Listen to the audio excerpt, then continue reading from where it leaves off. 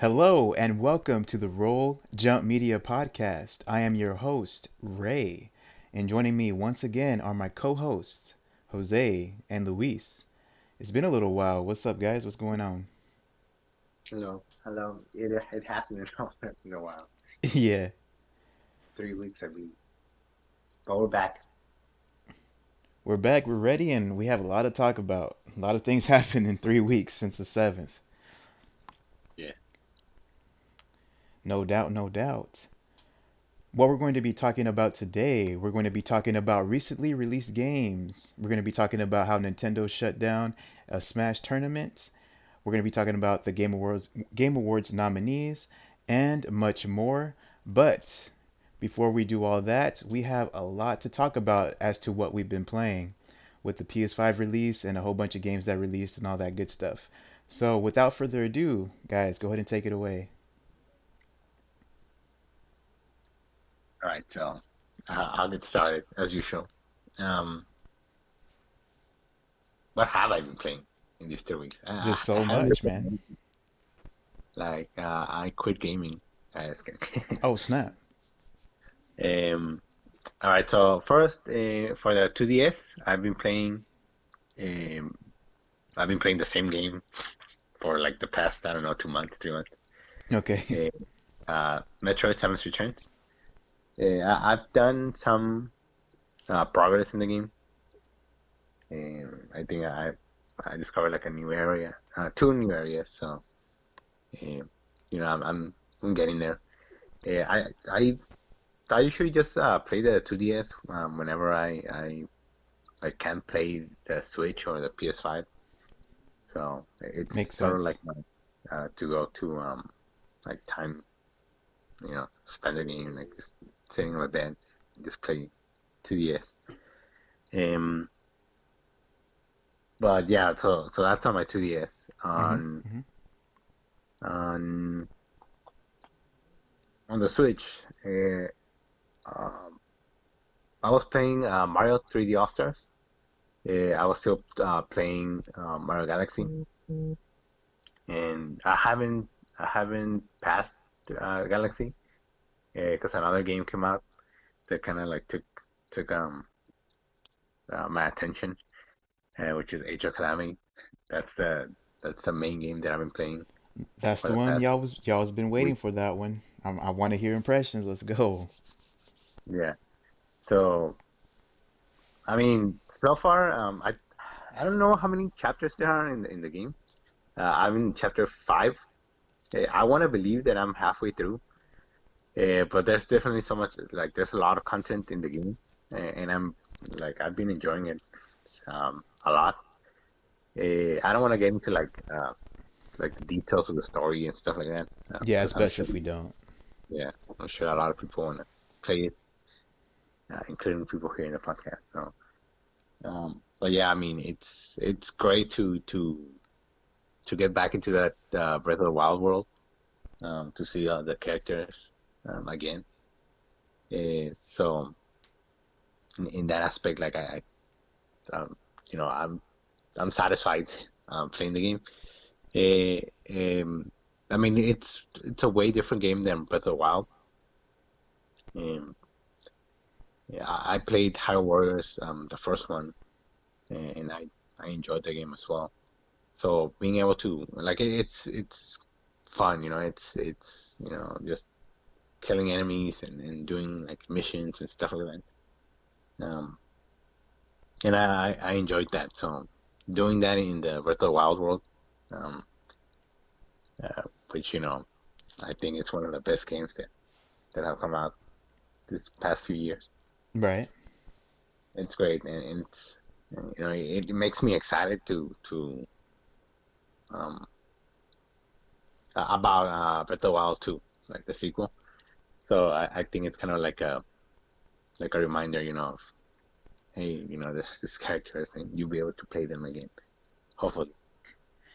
Um, but yeah, that's been on my Switch. And then on the PlayStation side, uh, I was playing. I was playing on the PS4. I was playing. Well, I wasn't really playing much on the PS4. I was playing Apex every once in a while. Hmm. But then I finally got the PlayStation 5, so I was able to hook that up and start playing Astro's Playroom, just to figure out like the controls and how the controller, the DualSense, worked. Yeah.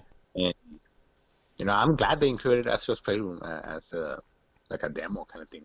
Um, and I think it's a really cool game overall as well.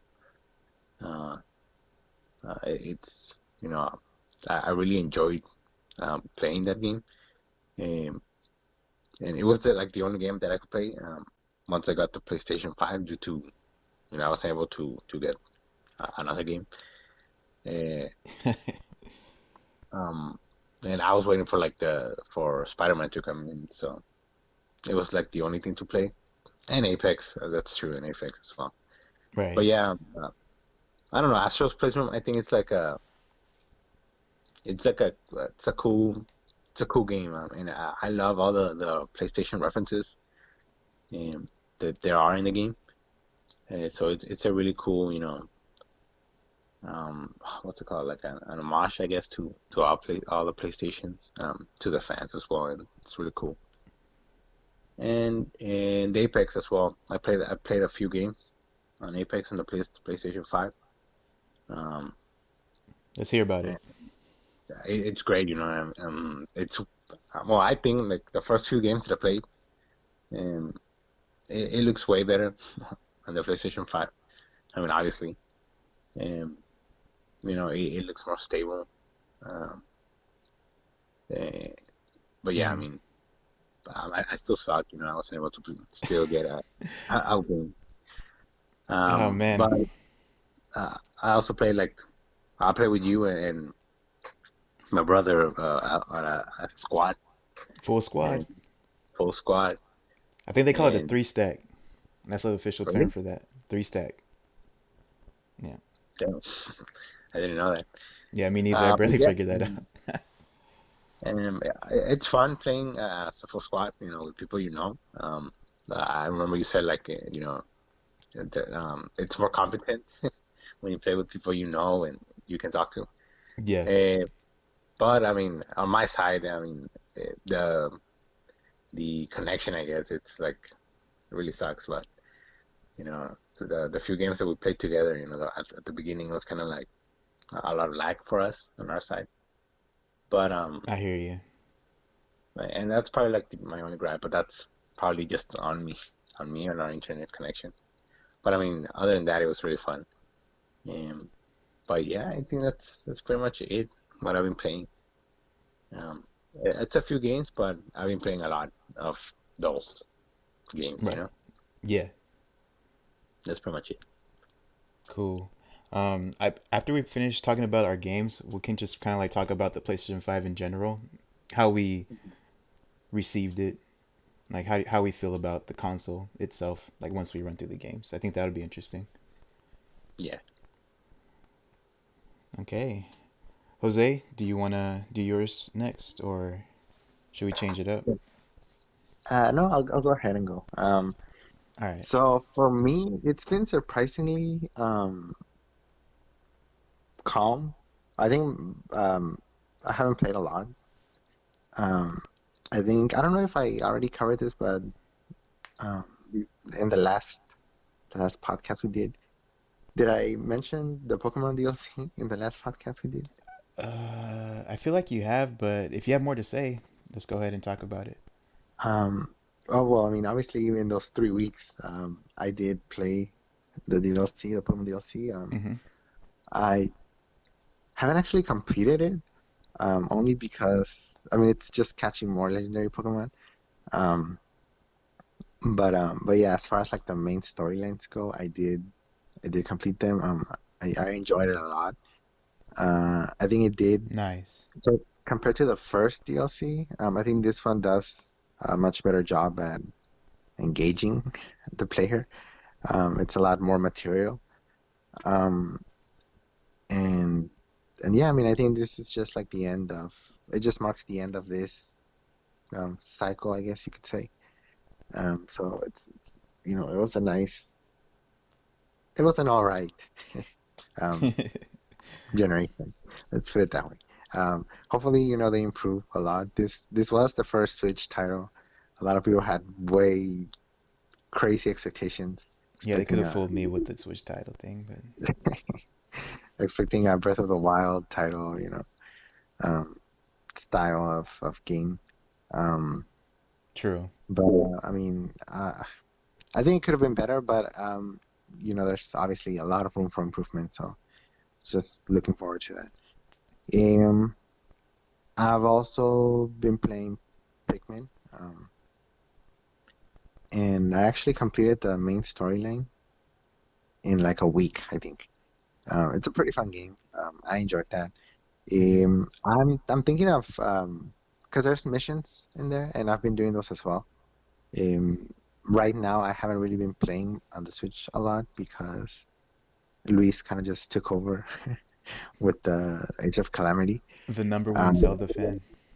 yeah, and but yeah, I mean, I've been doing those. Those are actually really fun.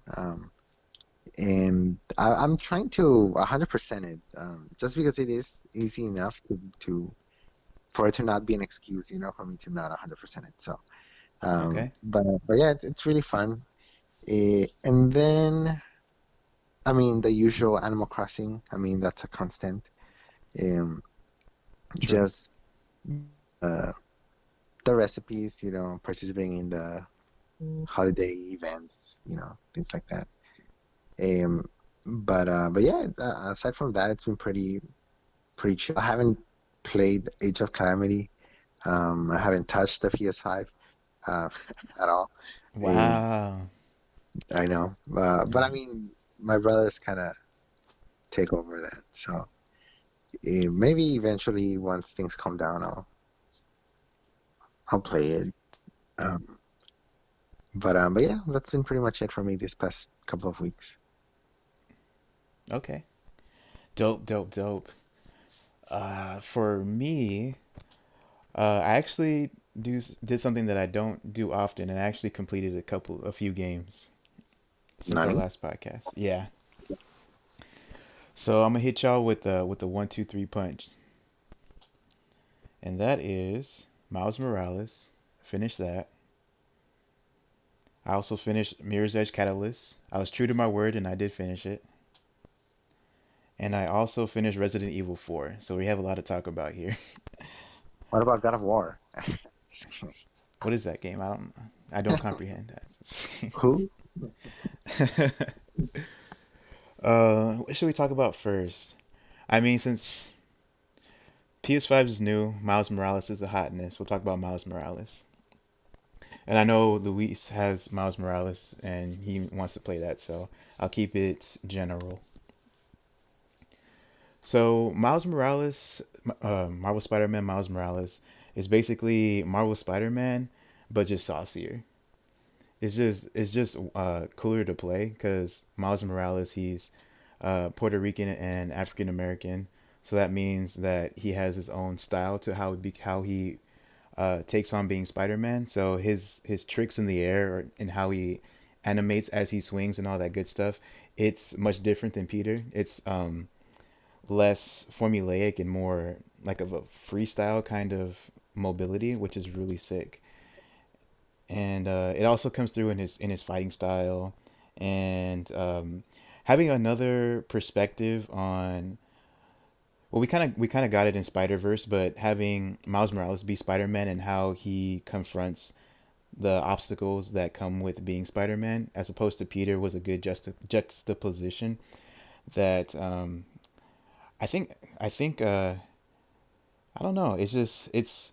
I'm not saying that I like Peter or Miles more. Like they both have their appeals for me, but just having that new experience was very special, and I loved every minute that I played of it. The boss fights, there weren't that many boss fights from what I remember, but the ones that were there were really nice. But yeah, I'm just trying to keep it general, just so we don't spoil much of anything. The next thing was Mirror's Edge Catalyst. So Mirror's Edge, man, that game is a joy. It's really fun. Like if you're in for gameplay and a story that just takes you through and is competent, oh man, I can't recommend Mirror's Edge Catalyst enough. It's $5, man, and the amount of work. And I saw the credits at the end. There's so many people that worked on this game to make it amazing, to play and to have a good story, and it just kind of got shafted, I feel. So, me having been able to play through it and experienced what the game has to offer was good. The amount of vertical, so like the amount of height that you get in that game, like the set pieces that they present to you is actually bonkers. I've never felt. I mean, I haven't gone that high in real life, but I've never felt the sense of being so high ever in my life. Like that sensation is so palpable. I don't know how they pulled it off, but I was like fearful because of how high I was, and like one false move and you just plummet for seconds, and it's crazy. It's actually it's really insane how not even Spider-Man has that kind of verticality for me, which I did not expect. So yeah, easy to follow story. There was Mirror's Edge 1, and then this is Catalyst. It's a sequel. So um, fun time, fun time. I recommend it. Y'all still with me so far? Yeah. Yes. Okay, cool. Let me ask you a question. Would you play that game in VR Ooh, with that game in headphones? VR would be so sick, man. I did not even think about that. Yeah, because you were saying Yes. like the vertigo. Yeah. Yeah, if they did a Yeah, VR Mirror's Edge, that would be, oh man, that would be a showpiece for VR, definitely. yeah, Yeah. But there's a lot of movement. Like there's a lot of different kind of like turns and jumps that you have to perform. I don't know how that would translate that well. I'm pretty sure people would get pretty sick. yeah. That's true. Yeah. And the last game, Resident Evil 4. Resident Evil 4, I was thinking about just putting it in the archive and just watching the cutscenes for that because I don't know, something about the game. I think I was like at a place where like I kind of understood how the game was going to play. Like you level up your guns, you go into different rooms and you just shoot down zombies. And I was like, I kind of get it. I mean, I don't have to play it more. But then I'm like, I'm kind of close to finishing it. I might as well just stick it through and experience it. Just like I have the original GameCube version. I paid, well, it was a gift, but you know, I just felt the urge to finish it. So that's what I did, and um, I really enjoyed that game too. All three games were very amazing. Um, Resident Evil 4 is really like a popcorn action flick kind of deal. It's like it doesn't take itself too seriously. It's kind of like a it wants to scare you a little bit, but it also just wants you to have fun with it. Like just kind Yeah, of kind of suspend belief in a way. Just like pretend that Leon is just this crazy. I don't know. Is he still a police officer at this point, or is he? I don't know. But he yeah, does. Yeah, he does crazy stuff. Like he's so acrobatic, and the quick time events portray him doing almost inhuman things, which is it's fun yeah, for me. I like that kind of stuff. So I was all in for that, and it kind of ratchets up towards the end when you have to infiltrate different places. But yeah, that was fun. The guns in the game are so satisfying. Like you use a shotgun and you line up like four different zombies, and they just like blast back. You see all the yeah, blood and the guts like explode, and it's like, oh man, this is so fun. Yeah, it's yeah. just that over and over again. They take you to actually the game is actually pretty. The environments are kind of samey, but they take you to varied enough places where you don't get bored.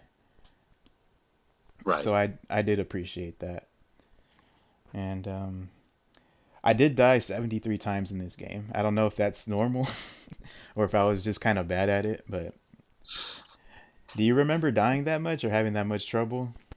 Mm, I don't think I done that much. Really? No.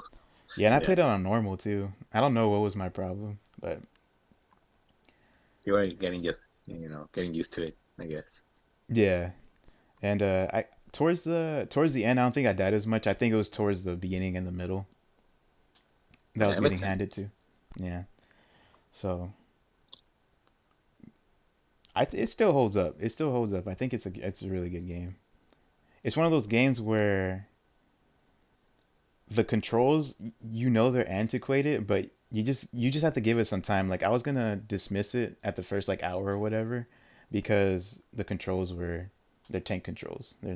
They're kind of not fun if you're not used to that kind of thing Mhm. in the beginning at least. But then once you get the rhythm of the game and how it wants you to play it, it's really fun. You just have to give it a chance. So And, yeah, those are pretty much my thoughts on it. It's yeah, I I think like enjoyed it. like you said, just like the weapons and just killing zombies. I think that's like the most fun part for me as well. Like Hmm. that makes it like the game so much more enjoyable. You Yeah. know.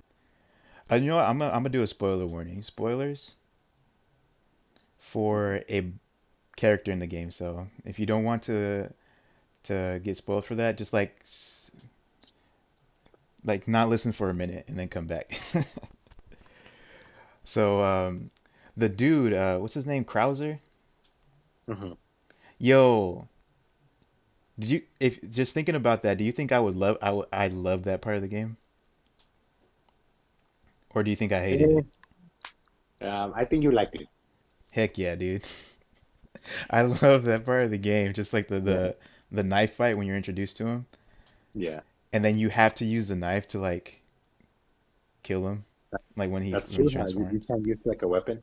Yeah, well, you can, and he looks like it takes damage, but it does like he doesn't go down.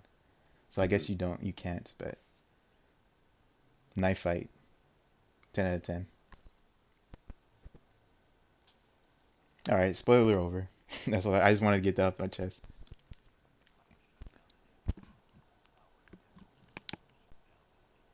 All right, you guys still there? My microphone, my headphones were acting up. Yeah. Yeah, we're Okay, here. cool, cool. All right, so yeah, that's what I've been playing. I've also been playing Apex, and I've been playing some other stuff, but I don't really want to talk about them too much. I think those were the main ones I wanted to detail. Yeah. Yeah. So should we talk about the PlayStation 5 and how we feel about the console in general? Yeah. Okay. Do you want to start, Luis, since I might have a little bit more to say, or I might bounce off of you? Yeah. Okay. So I guess like the PlayStation 5 so far I'm liking it in terms of like the how the games look. Well, I haven't really like have experience with many games, but for example, Astro's Playroom, um, like it looks great. It looks very pretty. Hmm. It plays really well. You don't see any frame rate drop. Um, it's all very smooth. So I like that. I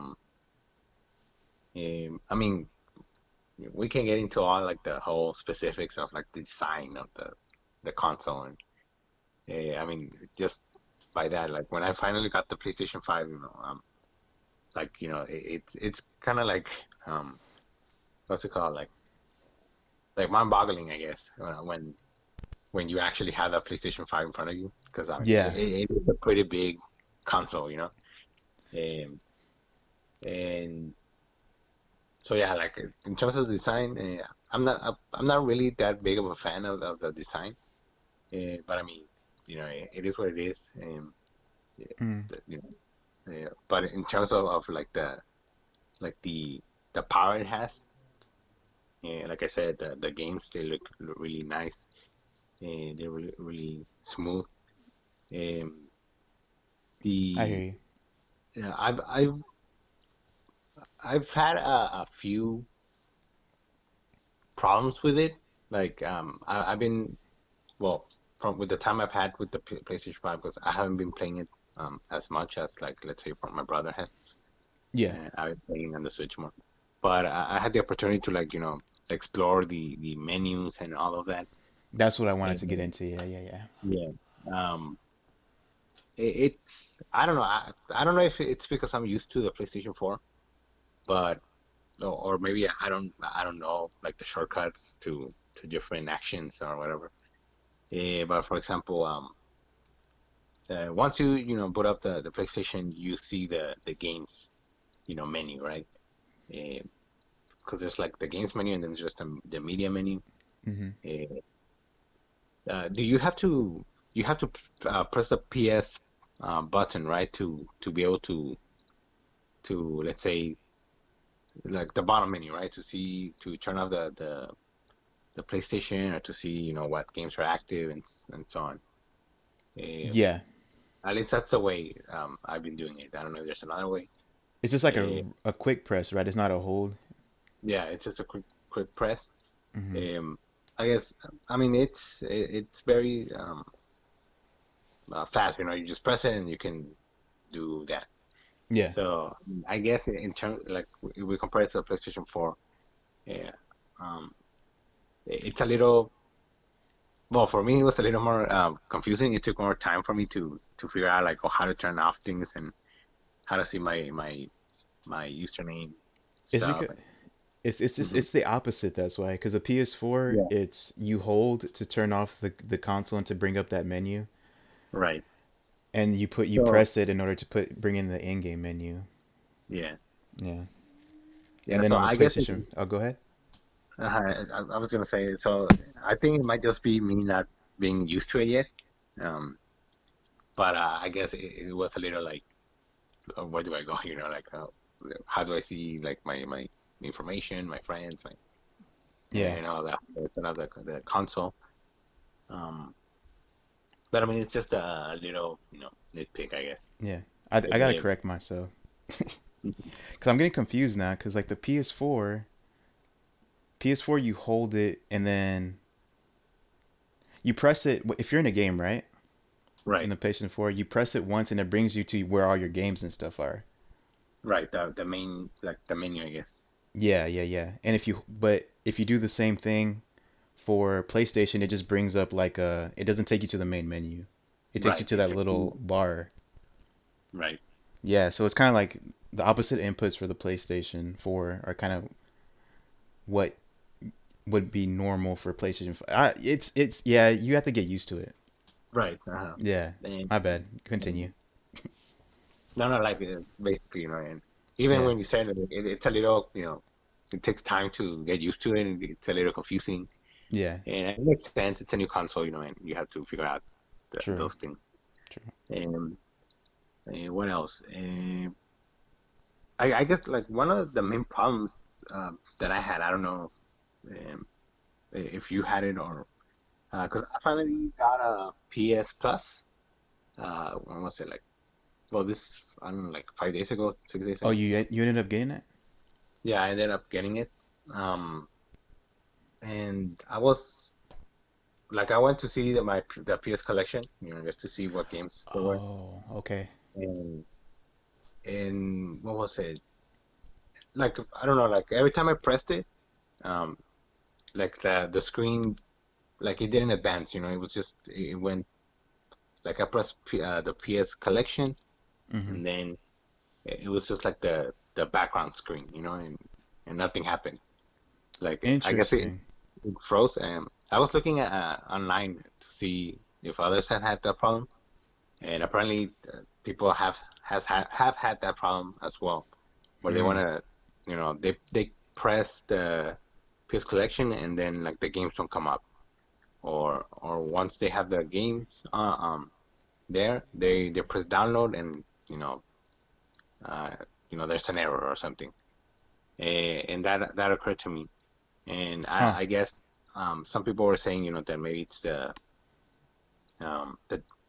they were sharing their solutions, and other people were like, oh, well, I restarted my router, I restarted my internet connection.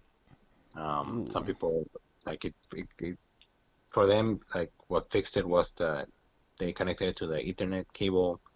But there's different like solutions that people found. And I did try that. I reset my internet connection, and then it let me in it. When I finally went in back in again, I pressed the PS collection, and the games came out. Huh. So and then after a little while, I pressed different games, and then I pressed another one, and then the same thing happened again. Like, oh, error, it can't. I don't know. I don't remember what it told me, but Hmm. like I couldn't see the game again. So I restarted the connection again, and then went back in, and it worked again. So I don't know if it's my internet, or it's just you know a problem with the PlayStation, the system itself. Right. Um, Huh. Okay. yeah, That's the first time I and heard about that. yeah. Mm. What else? Also, like once I was once I got PlayStation Plus, every time I wanted to go see my I guess everything that has to do with like online, I guess. Um, because I wanted to go see my subscription. So I went to my profile, where you can see your when you can manage your subscription, Yes. and you see like your information and so on. Same thing, like I would want to go see my information or my subscriptions, and you know, it always showed can load now, or error, or we can't, you can't, or like information is not, um, like you can't see the information. Got you. So I couldn't see my subscriptions and my profile information and stuff. So Mm, it's that's little things like that. And same got thing. it. I restarted my connection, and I was able to. So I don't know. It's little things here and there. Um, Dang. so like I don't know, like that. To me, that's kind of like the main problems I have. Right. Little things like that. Hmm. Uh, and it's things that hopefully they get fixed as time goes on. Um, but Yeah. yeah, like I guess it kind of like it That's it annoying. sours the experience. Yeah, yeah. It's Hmm. it's annoying. It's a little frustrating because it's like, what the heck. Yeah. But I And then by mean, the time you deal with that, you probably don't even want to play your game no more. Like, I'm done. exactly. Yeah. Yeah. It's like, "Oh, I'll deal with this later or whatever. Yeah. And so I mean, I think it's things that can be fixed, and maybe they will be fixed. Um, and it is a brand new console, and there's issues. I mean, I Hmm. know people had issues with like Spider-Man, for example, playing, and then it like freezes, and I've had or that like happen. you've had that. Yeah. Yeah, it Yeah. happened to me. So I think It I think sucks. to Marcos them as well. Hmm. It happened to him. So um, I don't know. Like like the fixes are gonna be rolling out. Um, yeah, again, it's a brand new console. People are gonna notice bugs and errors, and so I mean, it is frustrating. It is annoying, but hopefully it becomes better, a better experience for others. Yeah. Yeah. Like, yeah, I haven't used PlayStation Plus because, or the PS Plus collection thing, because I Hmm. have like most of those games. I'm like, Right. I'm like, okay, I'll get. I don't know. I think there's a few that I don't have that, eventually I'll get to. But yeah, I can't share my experience on that one. And Right. then I haven't checked my subscriptions and stuff either. So man, yeah, Yeah. it's Who news to knows? You me. might need something. Yeah. Yeah, I'm gonna have to check it sooner or later. I'm sure. Anything else before I just wanted to do some. You pretty much covered stuff that I wanted to talk about. Yeah. I kind of went on there, but no, that's pretty much it. Yeah. Yeah, I mean, for me, it's playing games at 60 frames per second on console. Yeah. That's the big thing. Like, I go back to like Assassin's Creed Odyssey, and then I tried actually I was trying a lot of backwards compatibility stuff. So I try to run Assassin's Creed Odyssey on my PlayStation 5. I try to run a couple other things, and that one doesn't run at 60 frames per second on the PlayStation 5, but you get better load times. And Right. just having that 30 frame after experiencing 60 frames on like Genshin Impact, on Monster Hunter World, on Spider-Man, on Astro's Playroom, just feeling that smoothness as you control the game, and you just go back like soon after to like a 30 frames per second game. It doesn't feel good. Like I love Assassin's Creed and I want to play that game, but then I'm like, this game is. I see the stutters now. It's all clear. I'm in the Matrix. I see the stutters. So it does kind of ruin the other games indirectly Right. because you experience It's so that. much better on the PS5. Yeah, yeah. But yeah, that's the biggest glow up with the PlayStation 5, and yeah, UI things, getting used to the UI stuff, and Mhm. getting used to the controller. Like for Apex, I don't know if you got like immediately used to it, but I think it did. yeah, Like I didn't have much problem. yeah, that's kind of strange. I mean, it's not strange, but a different experience. But for me, I was like so used to the feel of the PlayStation 4. I don't know if it's my hands difference or it wasn't. It took me a little while to get used to the new form factor for the PlayStation 5 controller, but it took me uh probably like 2 or 3 days to get comfortable playing Apex on the PS5. Damn. Yeah, yeah, it was weird, but I got there. Nothing much else to say. You pretty much covered everything else that I wanted to Yeah, talk about. Yeah, next gen is here. Next gen is here, and it's exciting. I know. Yeah. Well, I don't know how long that went for. Let's see. That was long. We're about to hit 40 minutes. What? Yeah. Huh? Huh? But yeah, let's go ahead and move on to the topics. Y'all ready? So yes. Okay. All right. So I'm gonna go ahead and do the quick topics before we get into the juicy ones. Yo. The first one I wanted to mention was announcements for The World Ends with You. I have information from Julia Lee from Polygon and Matt Wales from Eurogamer. You guys might have heard that The World Ends with You. It's a game that's already come out. It got released for the Switch pretty recently. It's gonna get a another game in the series called Neo: The World Ends with You, and it's gonna be coming out on the PS4 and Nintendo Switch in the summer of 2021. And as well as that new game, it's going to get The World Ends with You, the animation, and that's going to be coming out next April in Japan, and it will be getting a Western release. So The World Ends with You getting back into the public eye, and I was interested in this game before, but it was kind of expensive to get on the Switch, and I wasn't that into it. Right. But I don't know about y'all. Have you heard of this? Are you interested? Yeah. Yeah, I heard it. So I think I'm the same with you. I've always been interested in the game, the first one at least, Yeah. on the Switch, because I know it was like a very critically acclaimed game for the DS, I think. Um, but yeah, I saw the announcement that it's getting another game in the franchise. I don't know if it's a sequel, but I um, heard it's a prequel. no, it's a prequel.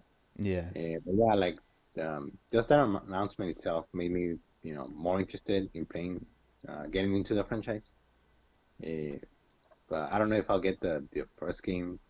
There's so much to play right now, but I mean, it's really cool that uh, I know a lot of people love like the first game, and to be able to have another game in that franchise, it's really cool. Yeah. Yes, sir. I'm probably gonna. They'll probably have a double pack where they have the sequel or the original and then this one. I'd be Maybe interested in getting that most likely.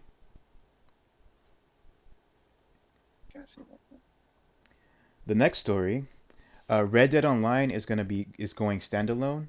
This is from Matt Wales at Eurogamer. It's going Red Dead Online Standalone is going to cost $4.99 until February 15th, and then it will cost $19.99 thereafter.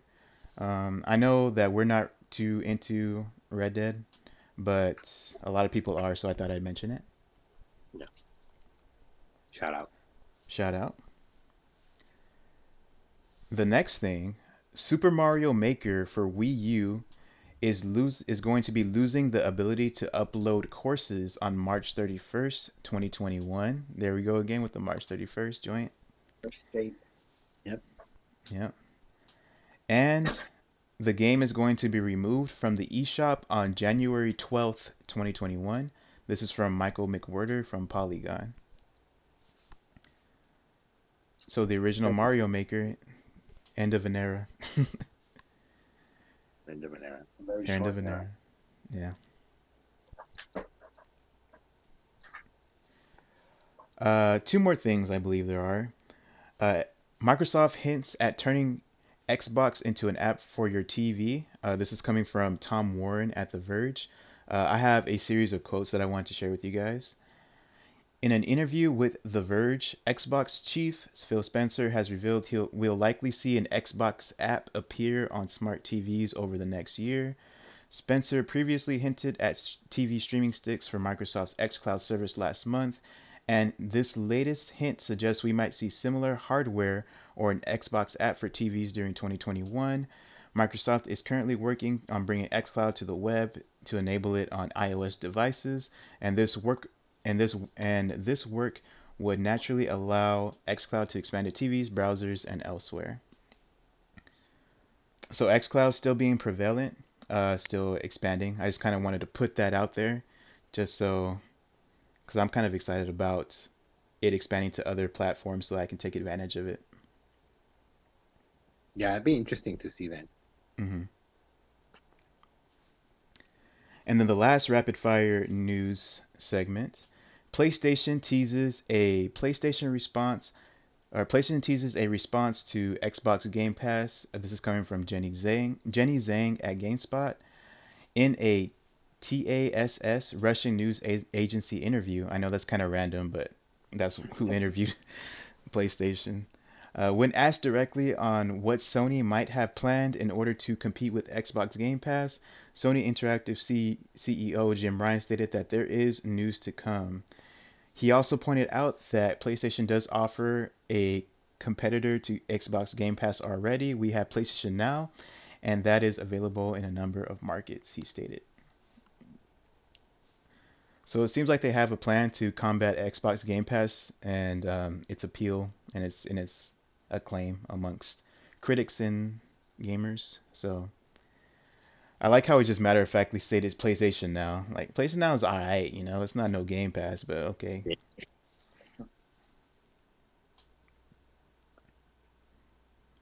Well, that's gonna be it for the rapid fire news. Are you guys ready for the deep dives? Yeah. Okay.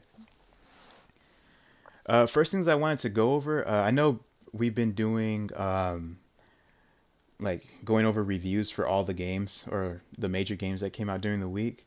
But this time I just kind of wanted to mention the games, and then if you want to go into a deep dive on it, like reviews and critical response and all that, we can just do that live. All right. Okay.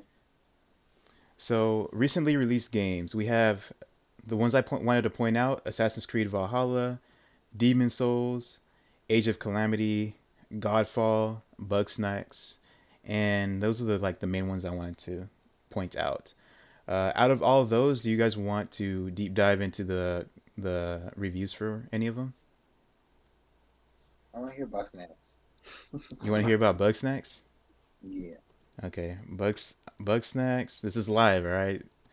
Bugsnax, Open Critic. Let's see what I we think got here. because it's one of the, I guess, the weirdest games right now.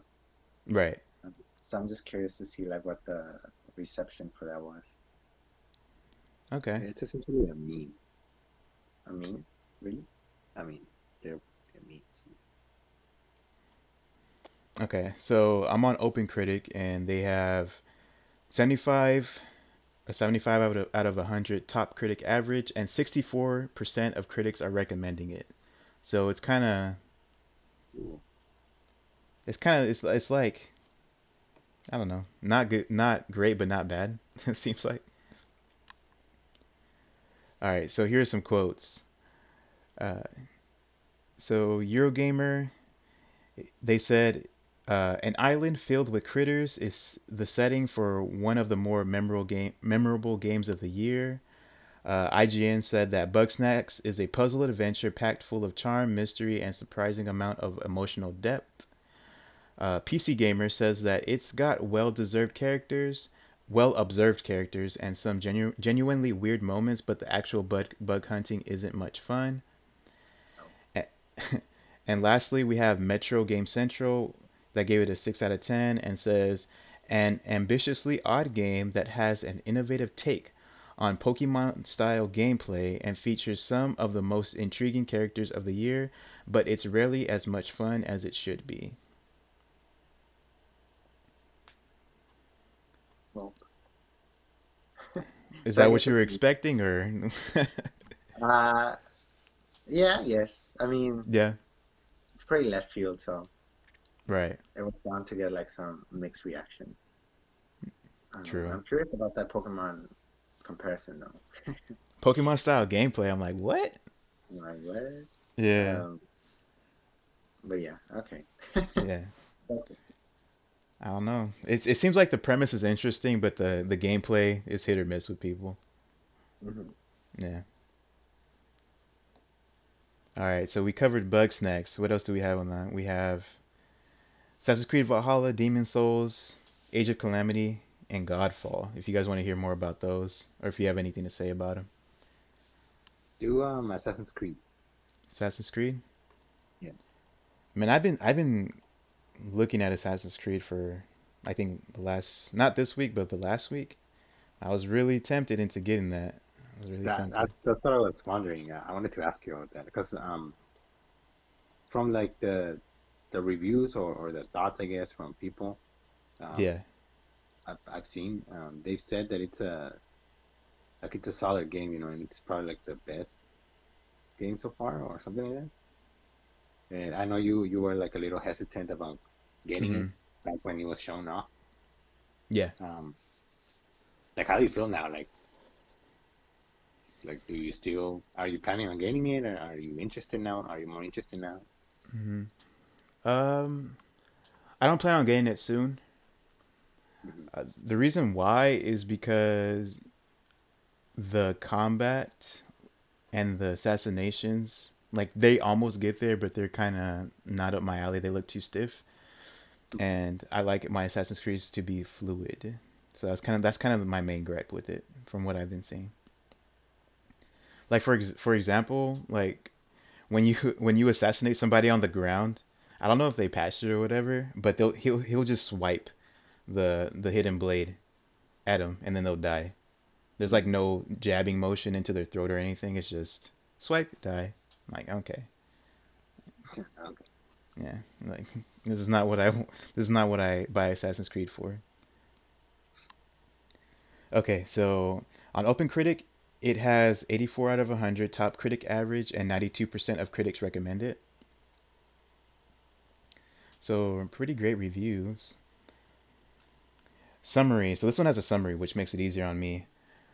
Assassin's Creed Valhalla takes the modern open world formula established by Origins and Odyssey, and successfully streamlines and builds upon it, delivering an intriguing, fun, and occasionally buggy adventure. The positives: robust open world. Valhalla's beautiful open world feels less empty and more intriguing than its predecessors. Gameplay systems. Valhalla successfully refreshes some of the series' gameplay systems, including geared upgrades and guaranteed assassinations. And a negative: bugs. Many critics noted annoying or distracting bugs while they experience while playing. I mean that's just Ubisoft, That's Sure. Ubisoft being Ubisoft, yeah. Yeah. Yeah, people like it. I mean, it's that riff that's been there since Origins. Like, do Yeah. you like the more RPG Assassin's Creed or do you like the action adventure Assassin's Creeds? And I lean more towards the action adventure Well, side. So I mean, it I'll makes vote for sense. You know, what those happened? are the roots. It makes sense because I mean, that's how it started. You know, and Yeah. Yeah, beautiful open world don't mean jack to me if the gameplay's not there, like like, the fluid gameplay.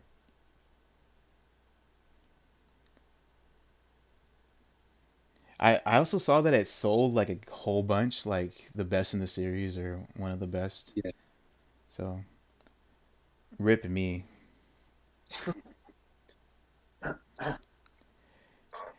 that's Assassin's Creed now.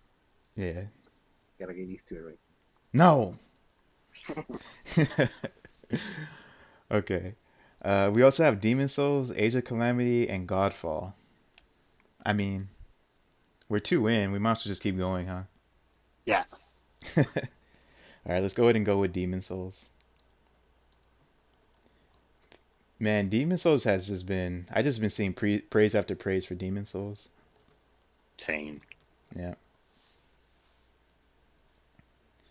Demon Souls. Oh my goodness.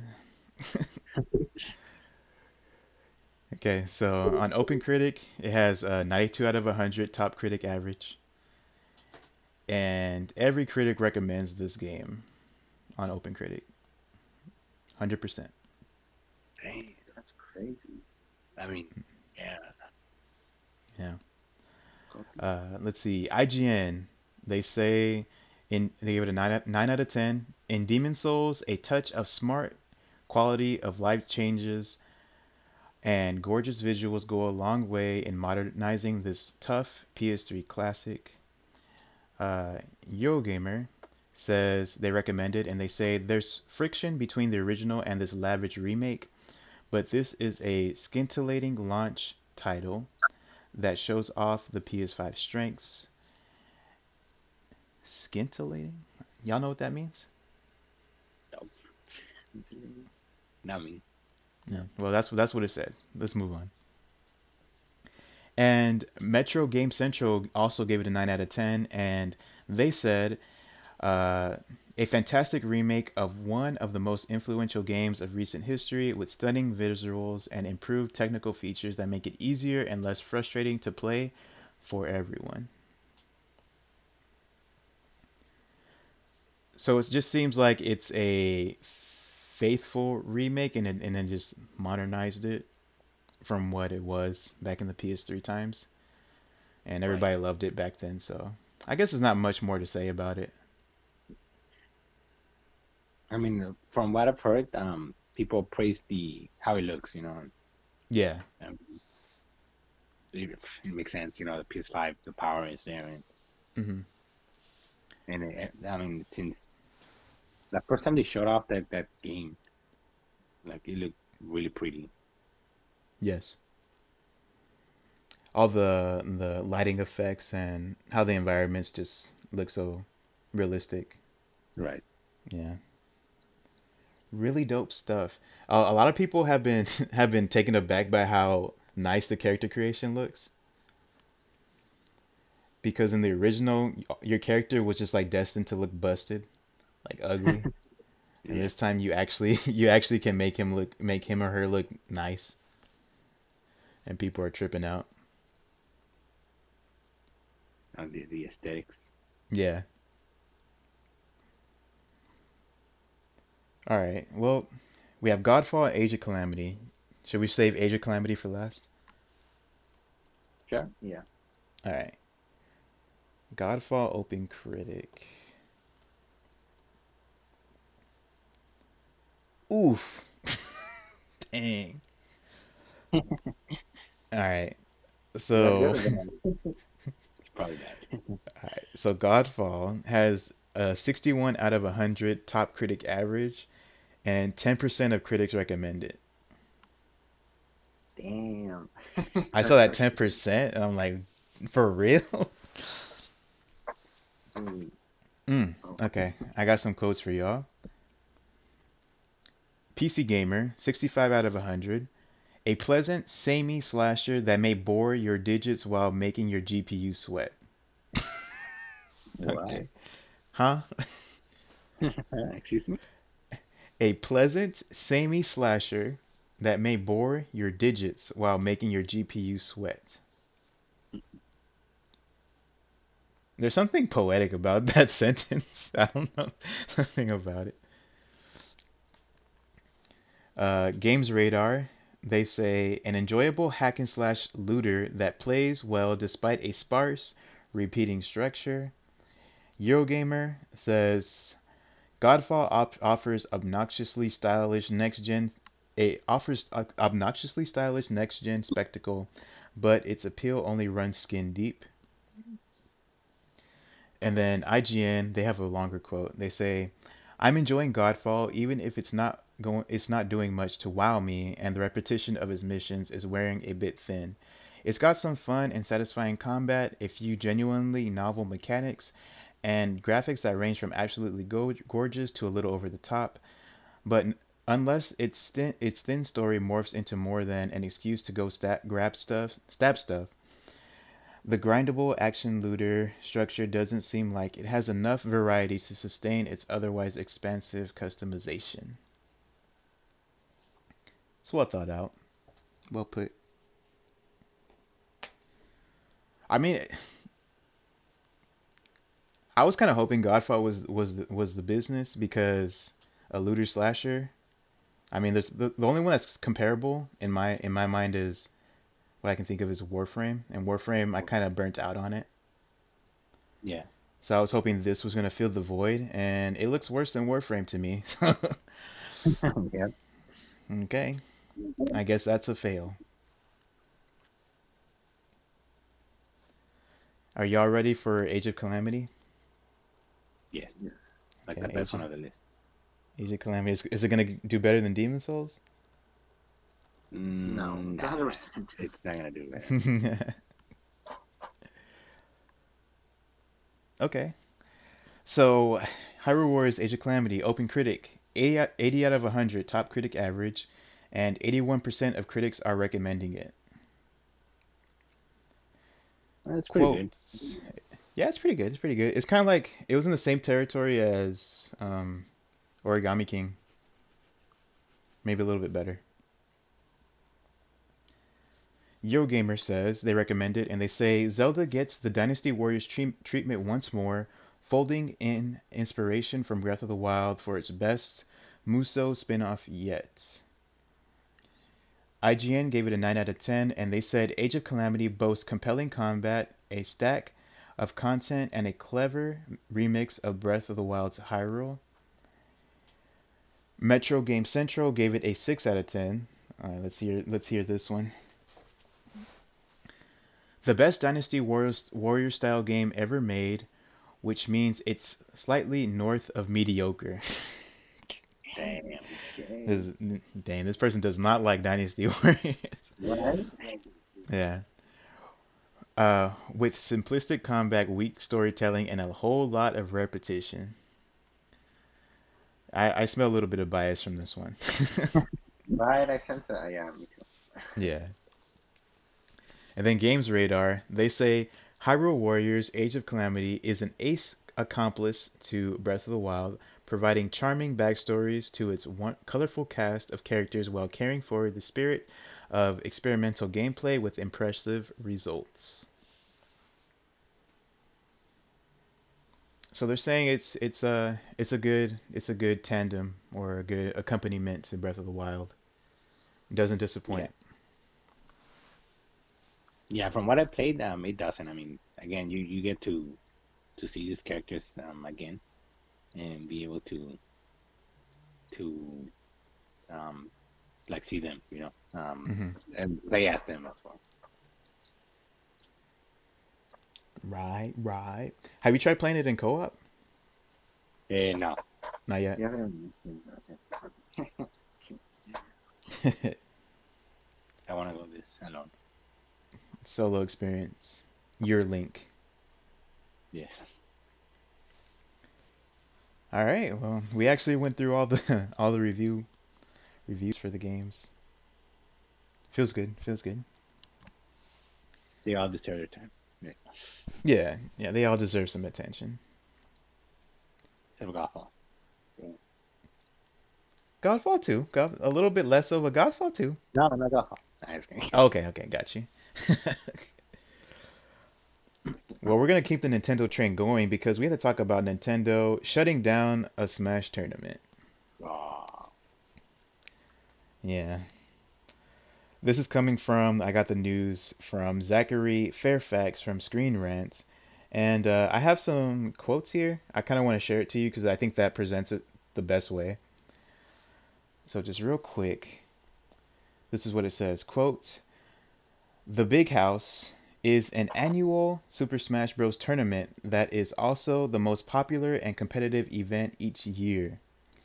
But due to the health risk posed by COVID-19, the Big House made the decision to hold the event online, which would feature two tournaments, one for Super Smash Bros. Melee and one for Super Smash Bros. Ultimate.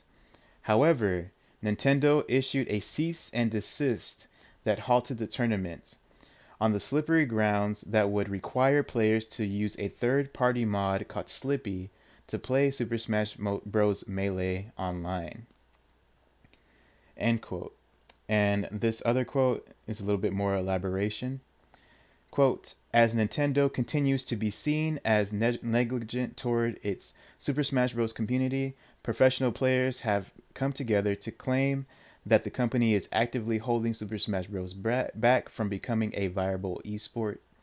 The claims stoked the fire of the already restless Super Smash Bros. Community, prompting hashtag Save Smash and hashtag Free Melee to trend on Twitter."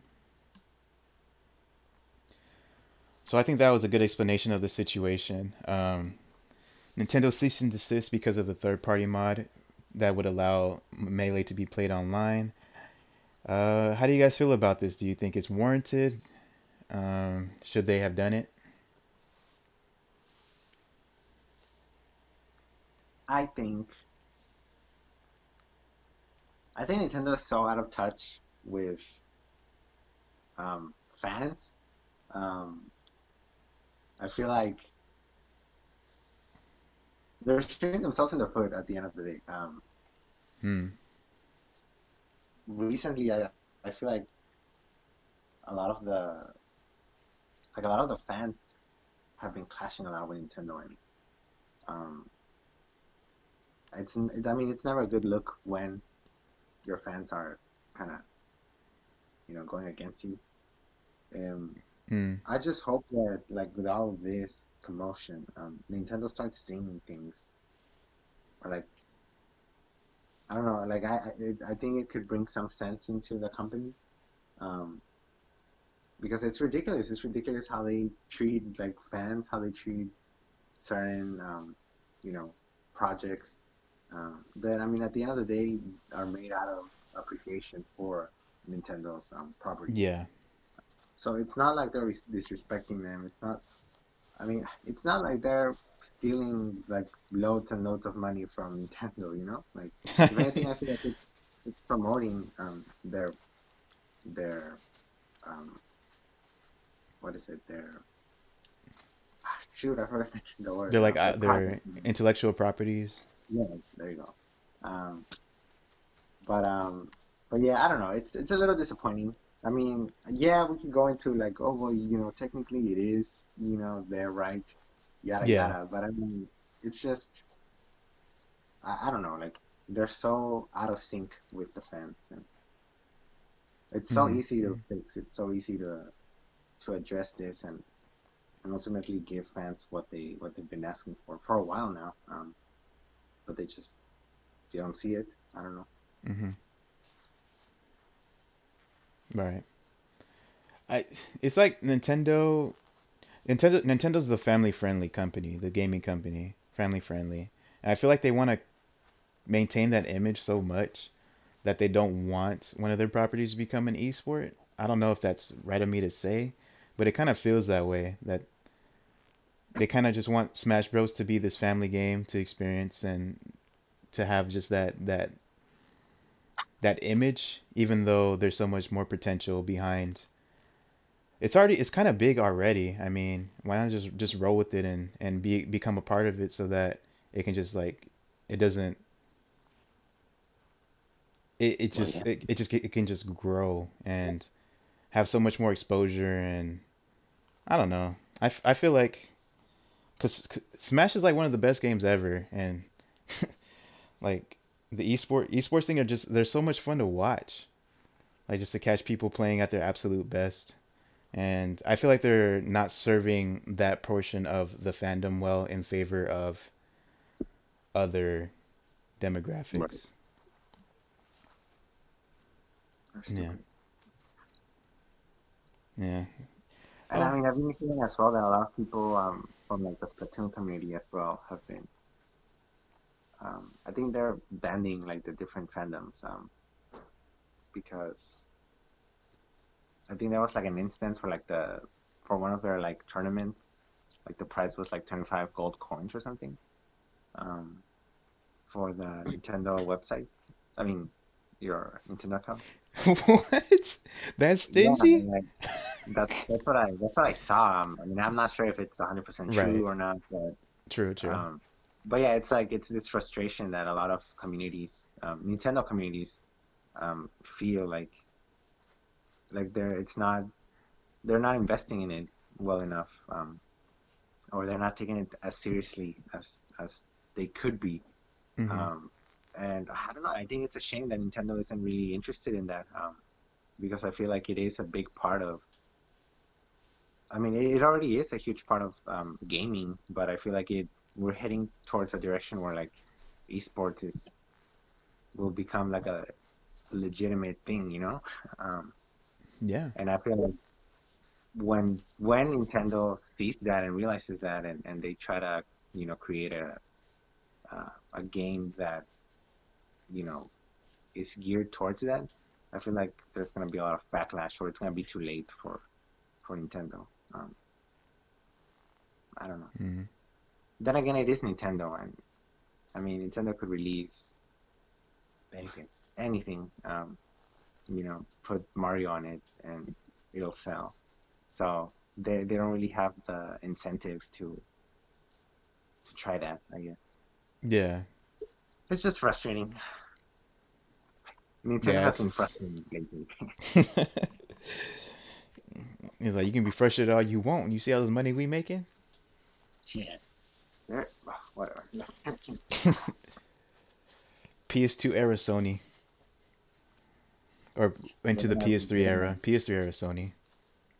they're gonna be like, oh, Super Smash Bros. Ultimate support ends on March 31st.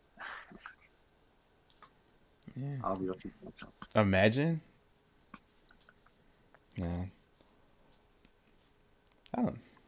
Man. Yeah. Well, I don't have much else to say about it. I Yeah, kind of nothing said new. what I had to say. Yeah. Yeah. Okay. Actually, let's go move on to a fun. We're gonna move on to the fun part of the podcast. The Game Awards nominees. Y'all ready for this? Yes. Dope, dope, dope. Okay. So here we go. How we're gonna do this is I picked out the categories that I thought we would have the most fun with. So those are Game of the Year, Best Game Direction, Best Narrative, Best Art Direction, Best Score in Music, Best Performance, Best Indie, Best Mobile, Best Action Adventure, Best Action, Best Role Playing, Best Fighting, and Best Multiplayer. And you don't have to memorize all that, but we're gonna go through those and we can just share our opinions about it and have fun with it. Actually, so do you guys want to? Yeah, we'll get there when we get there. um, we're at 111. Okay, we have to make this snappy because we're already at 111, unfortunately. Yeah. Okay. All right. So at best action, we have Doom Eternal, Hades, Half-Life Alyx, Neo 2, and Streets of Rage 4. Did you guys play any of these, or have you heard? Which one did you hear most about? Can you say this again? Doom Eternal, Hades, Half-Life Alyx, Neo 2, Streets of Rage 4. I have not played any of them. Mm, I have not either, actually. Wow. Who do you think might I don't. who do you think might win that one? I think Doom Eternal is gonna win that one. Doom Eternal. Yeah. Hades has been getting a lot of praise recently too. Yeah, Yeah, that's what I was gonna say. It yeah, might be the upset of the night. yeah. It might be. It might be. Next one we have best action adventure. So for best action adventure, we have six. We have Assassin's Creed Valhalla, Ghost of Tsushima, Marvel Spider-Man Miles Morales, Ori and the Will of the Wisps, Star Wars Jedi Fallen Order, and The Last of Us Part 2. Did y'all play any of these? I played The Last of Us, part two. I don't know. Last of Us Like Part 2 is up I for a don't lot know. of other things too. Yeah, I don't know if I would consider The Last of Us Part Two an action adventure game though. They describe it as best action adventure. For the best action adventure game combining combat with traversal and puzzle solving. I mean, I guess. She's like, oh my god. Yeah. I mean, I heard Jose, he also talked a lot about Ori and the Will of the Wisps and how he was interested in that one. Yeah. I mean, I haven't really played it. Yeah. Uh, but I mean, I don't know. Yeah. I don't To make it quicker, know. we can just do personal picks. Like what do Okay. you think? What would you want to win?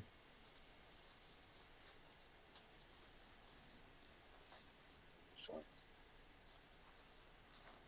Or we can just talk about them because I know you guys don't have them in front of you. So I mean, I mean, from what I've seen, I mean, I've seen my brother play Miles Morales. Um, I mean, from what I've seen, that I think that would be like a pretty solid um, pick. yeah, Again, I haven't played the others, so it's really hard for me to compare. I Yeah, hear Um, you. but I mean, honestly, I hope Last of Us 2 doesn't win. it's gonna win, dude. I think it's gonna win. I mean, I don't want to go there, but I don't know. I just feel like there's more. As far as like for this category, maybe, I feel like, you know, um, There's better options. there's better options, better nominees than The Last of Us 2. So, um, but I know that The Last of Us 2 has probably the most hype out of well, I mean, you have Miles Morales too. I'm rooting for Miles Morales. Let's put it that Okay, for sure, for sure. For me, this is hard. way. Right? This is kind of hard. Yeah. So Assassin's Creed Valhalla, Ghost of Tsushima, Miles Morales, Spider-Man, Ori and the Will of the Wisps, Star Wars Jedi Fallen Order, The Last of Us Part 2. I feel like Marvel Spider-Man or Ghost of Tsushima is gonna win. Yeah, I can see it Ooh, for Ghost of Tsushima. Yeah, yeah, I I think kind of Ghost of forgot Tsushima about is gonna win. Yeah. Hopefully. Okay. So next up we have best role playing. For best role playing, we have Final Fantasy VII Remake, Genshin Impact, Persona 5 Royal, Wasteland 3, and Yakuza Like a Dragon. They describe it as for the best game designed with rich player character customization and progression, including massively multiplayer experiences. Okay, Did you for guys this play one, any I of think these? I no. that. No, Oh, okay. but I've seen gameplay for Genshin Impact, Okay. um, and I mean Final Fantasy 7. Right. I feel like this one, Final Fantasy, may take it. Um, Mm-hmm. but I know that like Genshin Impact has gotten a lot of attention. I know. it really did surpass, I think, a lot of people's expectations. So I mean that might help it give it a boost. Mm-hmm. Um, I mean they're all really solid nominees. Yeah. Persona 5 for real. I mean, of course that one. Um, I Nah, mean it it's a can't double it's a dip. pretty solid game. Oh, you think so? Well, I don't. That's my personal feelings. I don't want it to double dip. It had its time in 2017, Okay, I see what you mean. but Royal is like supposedly supposed to be like so much more Upgrade. expansive and everything. I think I'm just hating on it for no reason. You hater it. I'm a hater. I'm a hating. Um, but yeah, I mean, I think Final Fantasy might have a chance there. Yeah, same. I think Final Fantasy Seven is gonna take it. Okay. Final Fantasy 7 Remake, Genshin Impact, Persona 5 Royal, Wasteland 3, Yakuza Like a Dragon. Yeah, Final Fantasy 7 Remake I think has the greatest chance. Genshin Impact probably second.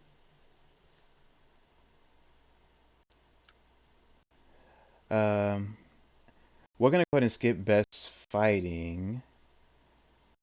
Let's see what else we have here. Okay, this one seems interesting. We'll do this one. Best multiplayer. Best multiplayer we have Animal Crossing, New Horizons, Among Us, Call of Duty Warzone, Fall Guys Ultimate Knockout, and Valorant. Okay, so for that one, Fall Guys. Fall I Guys? was thinking Fall Guys. I mean, Among Us might take it. Among Us has some good Um, multiplayer. I don't get why New Horizons is there. That's, that's a little bizarre, but yeah, I think either Fall Guys or Among Us has it in the bag. Yeah, I feel like it has to be one of those. They're just so big. I'm gonna go with Among Us though. Yeah, me too. Yeah, Well, with Fall Guys. Fall Guys. Dope, dope. Uh, how about we go?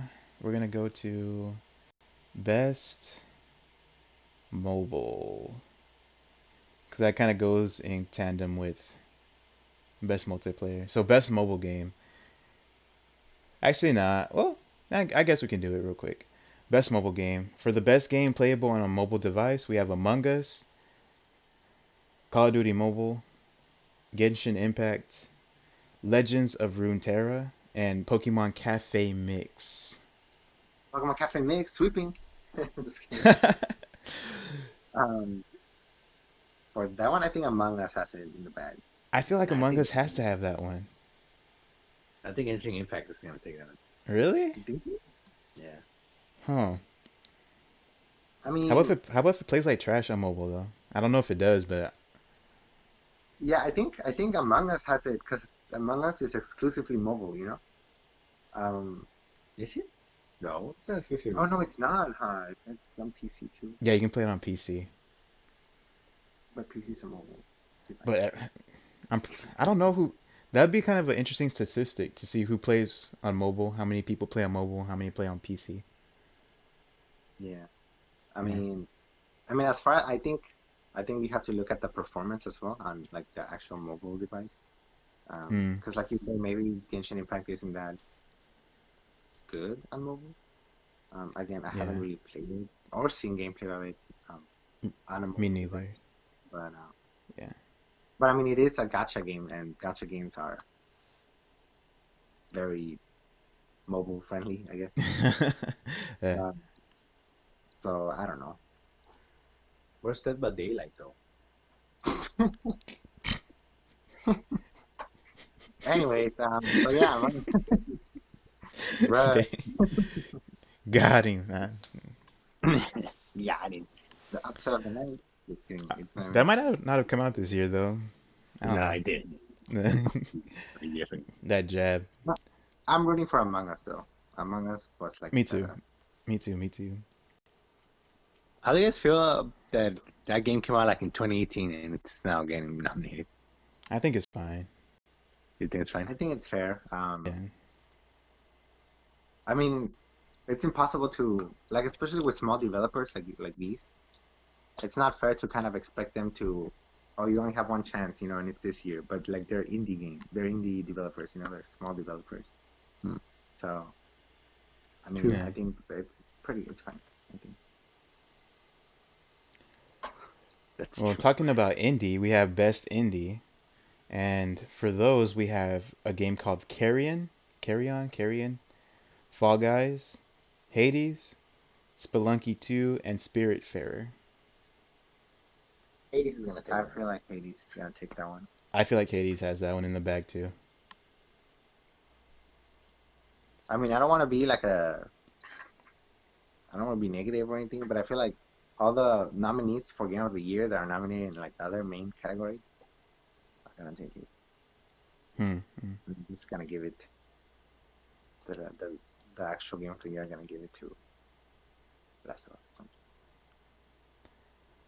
All right, so Anyway, let's move on to a little bit more of the juicy ones. We have best performance. For best performance, we have Ashley Johnson as Ellie, Laura Bailey as Abby, Daisuke Suji Dice, as Dice, Daisuke. I don't know. I tried my best. As Jin Yeah, Sakai, Logan Cunningham as Hades, and Nadji Jeter as Miles Morales. I think one of the Last of Us nominees is gonna take it. Laura Bailey as Abby might take it. Actually, I feel like Ashley Johnson had more, as Ellie had more crazy scenes. I don't know. Yeah, Yeah, I but think go ahead. well, Ashley Johnson's gonna take it, Yeah, but I, who f- knows? hmm Uh, I feel like that's kind of a shoe in for The Last of Us, one or the other. yeah, Yeah, Yeah. Jin Sakai, I feel like I haven't finished the game, but he's doing a good job, but I wouldn't call it like best. And then Miles Morales, Najee Jeter, man, he does a great job. I would that's love it Miles. if he got it, yeah, as Miles. You never know. That's true. What else do we have? Um, we'll skip that one. Best score in music. Art direction. This one's kind of interesting. Best art direction. So for best art direction, for outstanding creative and or technical achievement in artistic design and animation, Final Fantasy VII Remake, Ghost of Tsushima, Hades, Ori and the Will of the Wisps, Last of Us Part 2. Mm, I want to say either Hades Yeah. or Well, Ori and the Wisps. the thing about those games is just like we've seen it before because the Supergiant Games, the people that make Hades, their other games look like Hades Oh, artistically. I don't know if that we can hold that against it though. It's still amazing, but same thing with Ori. well, taking that into account, I think maybe Final Fantasy VII has a chance there. Yeah. that And then one is the like thing all that's holding that back is that it's a remake, but it's still Yeah, amazing. but I think that's why. Because you got the original and then the True. enhancement, That's right. the That's true. That's true. improvements. I think Ghost of Tsushima is going to take it because when that game came out, people were just gushing about how beautiful the landscapes were, the wind, how it affects the foliage and all that good stuff. Yeah, So I go with Ghost of Tsushima. I'm kind of rooting for Final Fantasy now. Yeah, I think Final Fantasy might take it. Yeah. Yeah. Okay. Okay. We have a few more that I want to go over. Let's see. Best narrative? I mean, sure, might as well. Best narrative for outstanding storytelling and narrative development in a game. We have 13 Sentinels, Aegis Rim, Final Fantasy VII Remake, Ghost of Tsushima, Hades, and The Last of Us Part 2.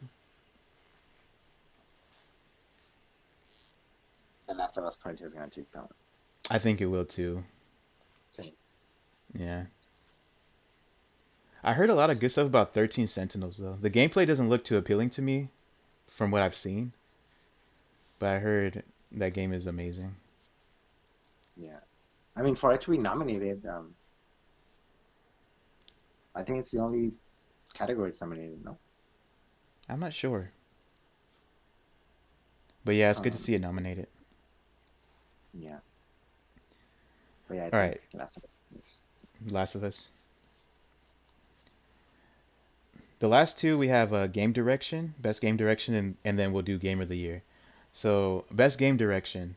Awarded for outstanding creative vision and innovation in game direction and design. Final Fantasy VII Remake, Ghost of Tsushima, Hades, Half-Life Alyx, and The Last of Us Part 2.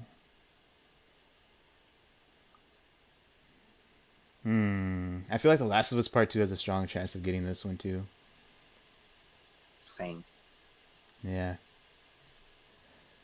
Oh man, but Maybe. Let's keep I just feel like Final Fantasy VII Remake deserves to get a game direction for this one.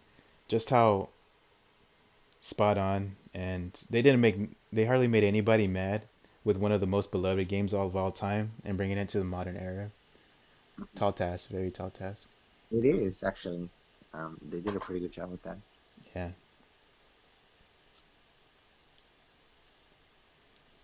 But my heart is saying that it's going to go to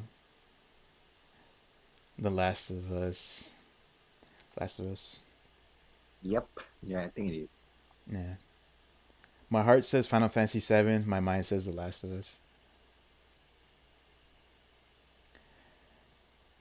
All right, so game of the year. So for this one, you guys we'll do what you would like, all of us, to win, and then what you think will win. Okay. All right. So game of the year, recognizing a game that delivers the absolute best experience across all creative and technical fields. Doom Eternal, Final Fantasy VII Remake, Ghost of Tsushima, Hades, Animal Crossing: New Horizons, and The Last of Us Part 2. Ooh, baby. Okay. Um, You want to do I'll what go we... first. Okay, go ahead, go ahead.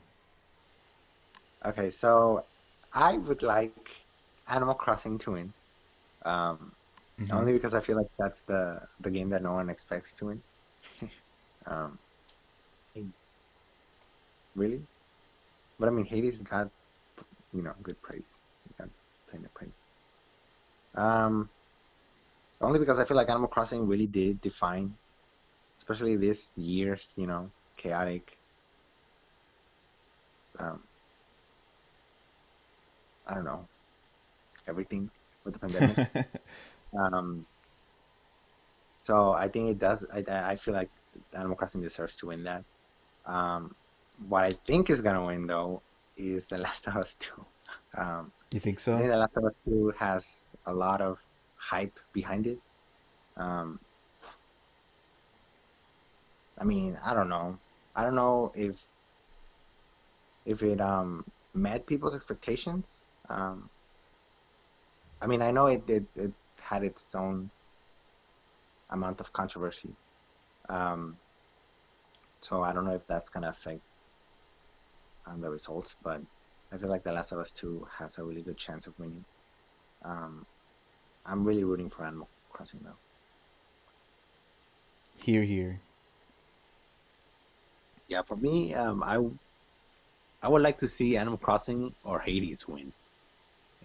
Just Okay. because, like, I feel like all across the board, uh, people have praised those games.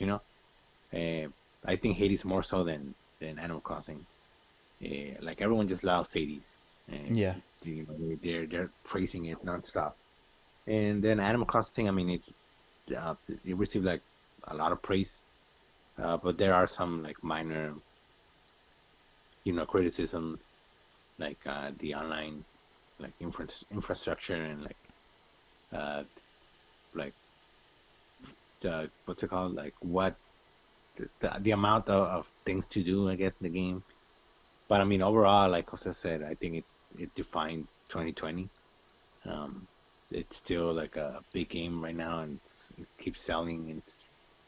I think it's like the second best selling Switch game now. So I mean, it'd be cool to see a game that has well, not influence, but like that like a lot of people have played, especially Hmm. this year. But I do think The Last of Us Part Two is gonna win, unfortunately. You think so? Yeah, I do think so. Okay. And I don't know, like I think there's uh, again, like Jose said, there was so much hype behind it. Um, but I mean, I don't think it deserves it, honestly. It was very Hmm. mixed. I remember like we went over like the reviews. A lot of people, didn't like it, and like the violence was too gratuitous.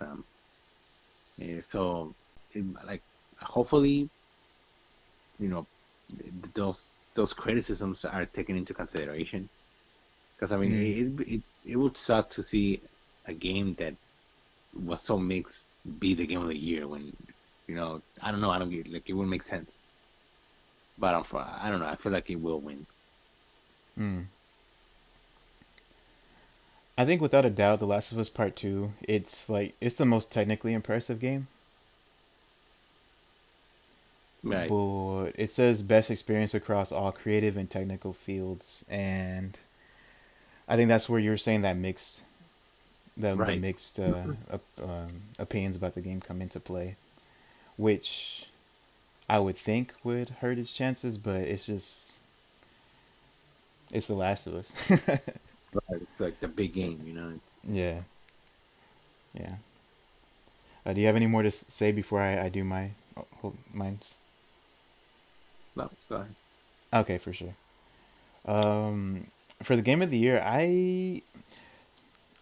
if you would have asked me at the beginning of the year which game I would like the most, I would have told you Ghost of Tsushima Hmm. because it's samurai, it's ninjas or ninja, it's the setting that I adore the most in almost all cases, and it was pretty much they gave you the samurai experience, and they also gave you kind of like the Assassin's Creed experience with the ninja dimension of the game. However, shout out to Susie. Final Fantasy VII Remake remains my favorite game of the entire year so far. It was just the right amount of content, like not too short, not too long. The animations were superb. Like they're better than Ghost of Tsushima's in my opinion. And I like the structure of the game more because open world, I just figured out that it's just not my jam. Like I like more, we call it sandbox areas, open sandboxes rather than an actual open world. So with all that being said, Final Fantasy VII Remake is my personal pick, and I do think that Hades is gonna win the Game of the Ooh, Year because there's no negative press behind it; it's all praise, and I feel like that one is there's not much of an argument you can make against it. it's an indie game. Yeah. Yeah. I mean, that's the only thing, you know. But I mean, if it's really about what the best game is, then I think Right. Right. I'll put yes. we'll see. We shall see. That was supposed to be fun, y'all. It's fun. Let's let's get that enthusiasm back up. I know, right? No, Yeah. it's fun to speculate. It's fun to choose. I'm Yeah. just kind of okay. Well, now it's the waiting game. Right, right. We don't have that long to wait either. Yeah.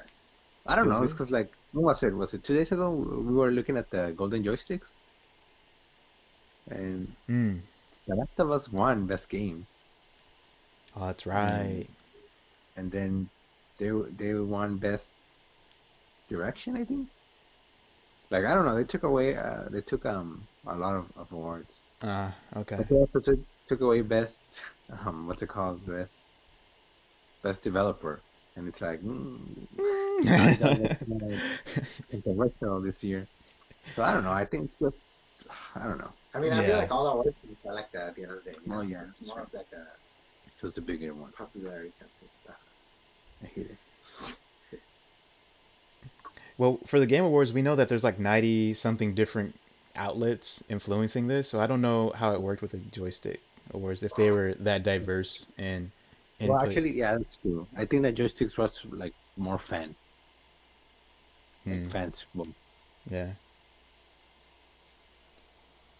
Well, that was that. That was our Game Awards nominees rundown for some of the categories. We're excited for it. I hope you guys are too. yeah. All right. So, usually at this point, after we're done with the main part of the podcast, we do pass or play. But this is episode 30, and we're gonna change it up a little bit. We're gonna retire the old game for now. We're gonna do something new. So I don't know what to call this yet. So it's gonna be working title: Best Games of Each Year, starting in 1993. Ooh. So so this is how it's gonna work. So I'm gonna present to y'all the five games that I chose from that year that I think we would have the best discussion about, and we have to rank them. Five being the least, our least favorable, to one being our most favorable. How's that sound? Sounds good. Sounds good. Okay. Okay, so let's go ahead and do this. So for this podcast, we're gonna do 1993, and then next one we'll do 1994, and then so on and so forth. Right. For 1993, the five games that are up to be ranked are The Legend of Zelda, Link's Awakening Ooh. DX, Doom, Star Fox, Mega Man X, and NBA Jam.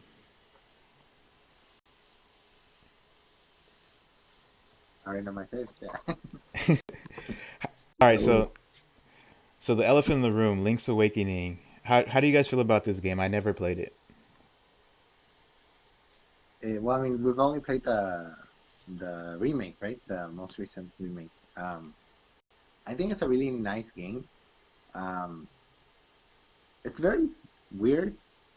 I think it's one of like the weirdest games in the Legend of Zelda franchise. Mm-hmm. Um, but yeah, it's a pretty nice game. I can't really judge the original one. I know the remake. It does feel a little short. Um, it's a little too easy.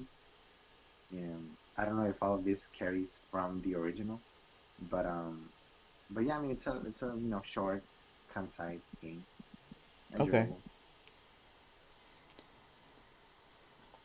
All right, so that's probably not gonna be number one then. Nah.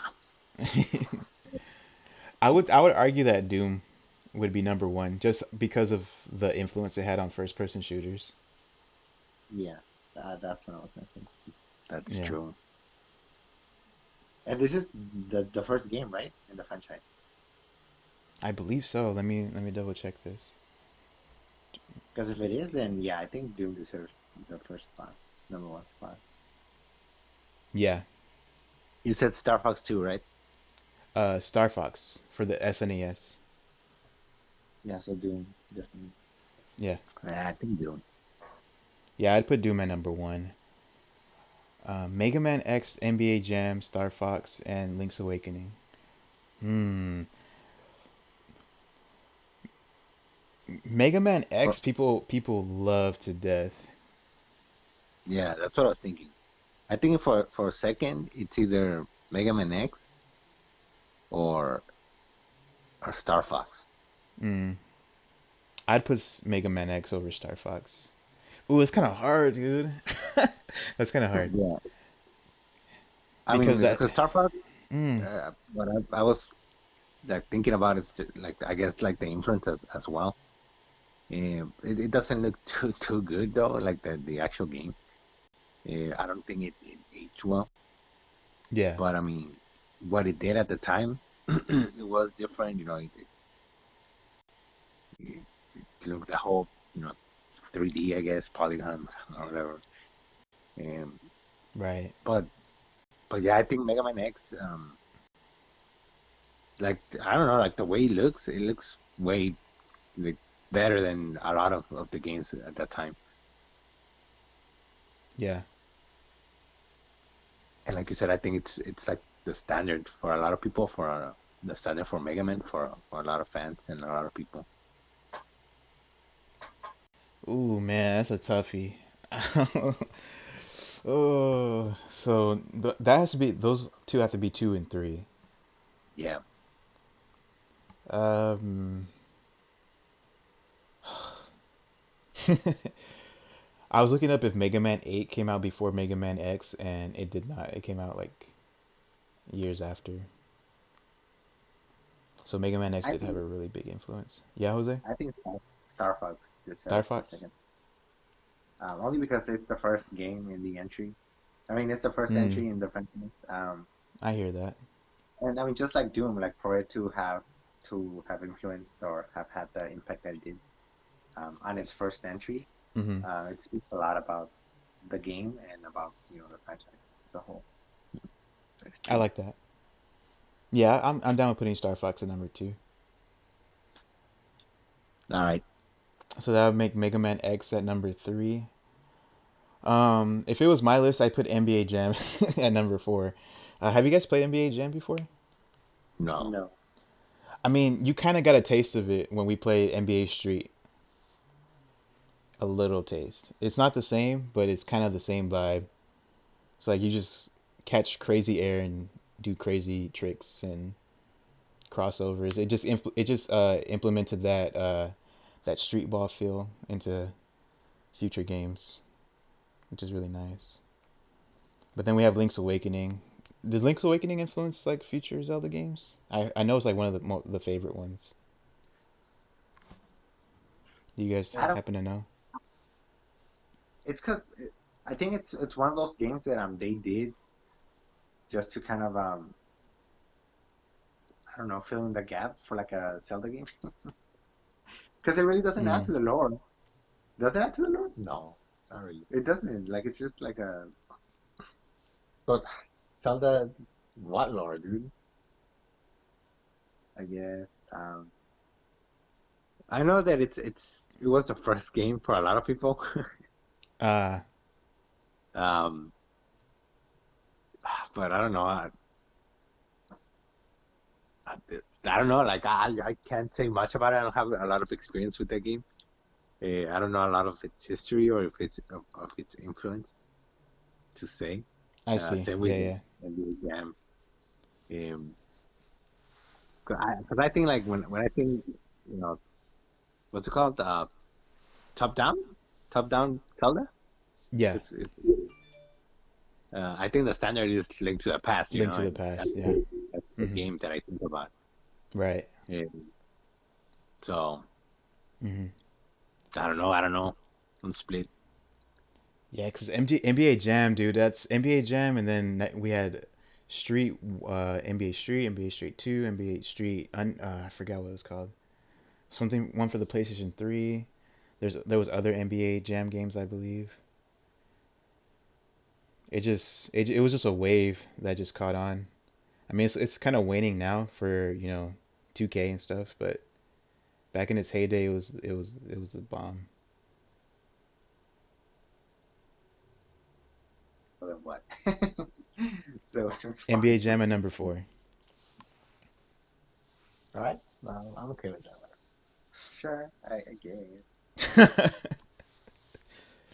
Because I mean, I don't know. I feel like the Link's Awakening. I mean, I guess you can look at it like in the context of like the whole franchise. Like, did this game bring something new to the table? Did this game? Um, because you kind of have to think of it from like the consumer's mind point of view. At that time, like a lot of people had already played Link's, you know, past Legend of Zelda games. Hmm. They have reacted to this new entry. Um, like you said, I mean, it's the first game for a lot of people, but I mean, you could say the same thing for like any other game. Yeah. Well, I mean, you guys probably didn't see it, but for like a whole like other sector of the gaming world, like just seeing those big heads on, on NBA players, it just screams NBA Jam. Like that's all you can think about. Just I don't know. It's just really iconic. Okay, I'm fine with putting it for. Okay. All right. So the list would be Doom for number 1, Star Fox number 2, Mega Man X number 3, NBA Jam number 4, and Legend of Zelda: Link's Awakening DX as number 5. Yes. All right, we're locking it in. 1993. Okay, we'll see.